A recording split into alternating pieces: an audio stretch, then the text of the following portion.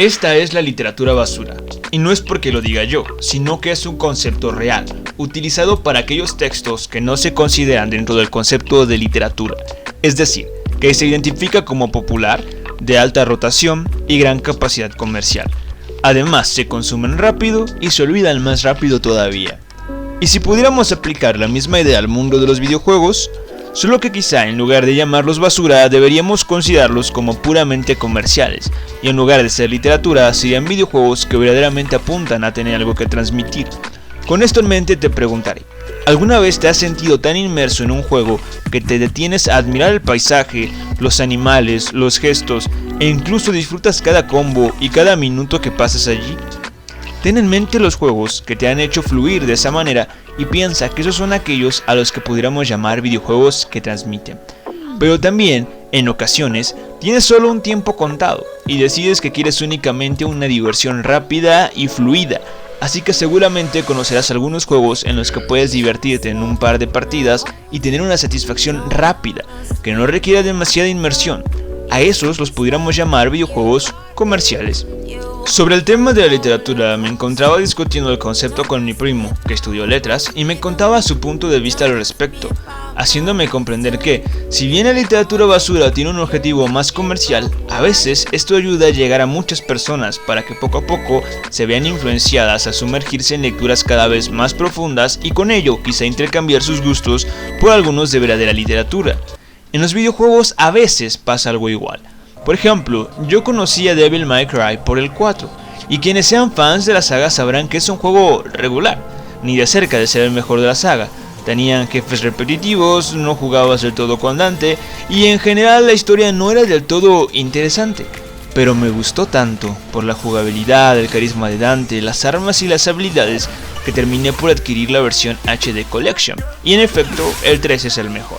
Pero mi punto es que en ocasiones descubrimos diferentes franquicias o sagas aun cuando no están en su mejor año, pero igualmente nos atrapan y nos permiten querer acercarnos a sus mejores versiones. Actualmente, ¿podríamos decir que esto sigue ocurriendo? ¿Qué tal si tratamos de verlos desde los juegos de mayor consumo hoy en día? Fortnite es un Battle Royale, pero también es un shooter. Alguno habrá descubierto los shooters por este juego. Luego de ello, ¿le habrá entrado la curiosidad por probar Team Fortress, Titanfall o Medal of Honor? Lo cierto es que no, porque los videojuegos comerciales parecen estar en otro nivel a diferencia de la literatura basura, que la consumes y posteriormente se agota. En su lugar, estos juegos constantemente generan eventos, actualizaciones y hasta competencias, de tal forma que no se consume rápido y tampoco se olvidan tan rápido. Ahora bien, ¿esto significa que los juegos comerciales deberían desaparecer? Claro que no. Finalmente, en un mundo capitalista regido por la ley de oferta y la demanda, si los Battle Royale son lo que se demanda, habrá más oferta. He ahí que conocidos juegos como Call of Duty o Battlefield tuvieran que encontrarse a la vanguardia de la situación. Y es cierto que estos afectan a la industria de tal forma que alteran al mercado de manera significativa, pero lo alteran en términos de género y terminan por ser una moda referente en toda una generación. El si los jugadores llegan a conocer o no cada una de las franquicias que sean consideradas de culto dependerá de ellos y sus gustos personales. En su lugar, serán las decisiones que tomen y la responsabilidad que quieran asumir los jugadores la que logrará dirigir a la industria en una dirección favorable. Pero ¿a qué podríamos llamar una dirección favorable? En realidad, no se trata sobre si tenemos más o menos juegos comerciales, porque cada quien puede tener perfectamente una preferencia sobre el resto. Y a veces ni siquiera nos damos cuenta de que en cada generación tuvimos un efecto similar.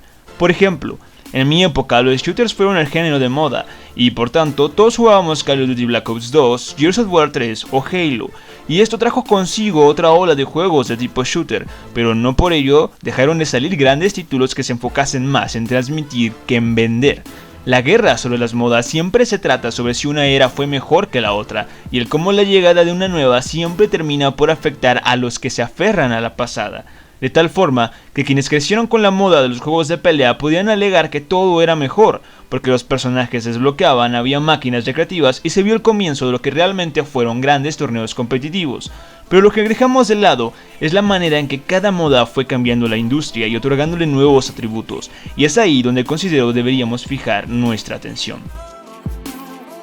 Cuando llegaron los shooters se introdujo nuevos conceptos que antes no se habían visto, mismos que se vieron reforzados por las nuevas tecnologías, tales como los skins de las armas, de los personajes o nuevos mapas y personajes jugables. Cuando todo era nuevo, los skins y los personajes se obtenían jugando y obteniendo logros, y cuando todo fue bien recibido comenzó a venderse al por mayor hasta que se volvió un concepto totalmente aceptado.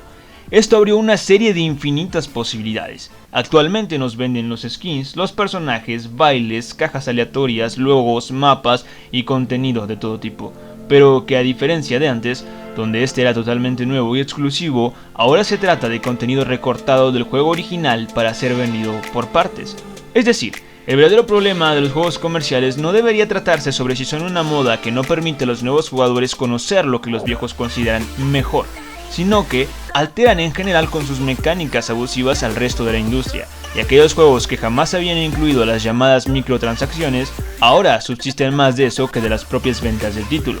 Y es que hay un hecho que a veces olvidamos: el objetivo de la industria es generar dinero, obtener tantas ganancias como sea posible. Es por ello que sin dudar te digo que si en los 90s hubieran podido venderte el contenido recortado o los personajes extra, lo hubieran hecho.